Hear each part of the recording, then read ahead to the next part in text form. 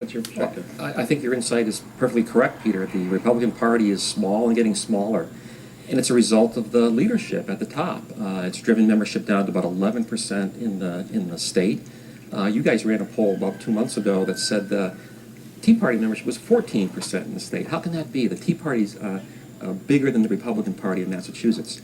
I think part of the problem, or the biggest part of the problem, is that the Mass GOP leadership, despite all their talk about being open and inclusive and tolerant, has pushed out conservative groups, whether they be the Tea Party or the Liberty Caucus, the Ron Paul groups, or the Mass Republican Assembly.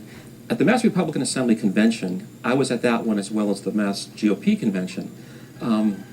We have to engage these groups instead of pushing them out. Within the gated community, the Mass GOP leadership, they think everything's fine. That's where they have their big tent.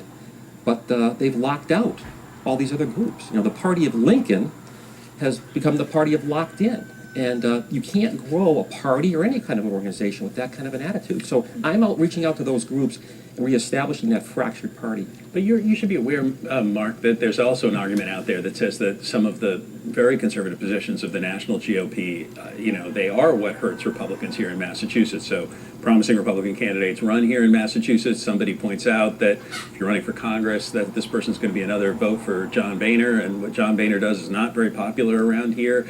So isn't the conservative agenda part of the Republicans' obstacles or an obstacle for the Republican Party here in Massachusetts?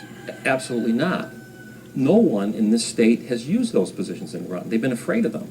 Look what's happened around the country. In New Mexico, we have Governor Martinez. In New Jersey, we have Chris Christie. In Wisconsin, we have Scott Walker, who won in a blue state.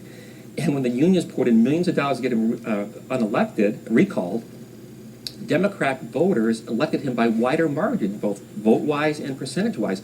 These positions you're talking about haven't been used in Massachusetts. I'm running as that candidate, and it will energize the 300,000 Republicans who sat on their couches and Gabriel Gomez could not energize to get out and vote for him. I'm after those guys. Charlie,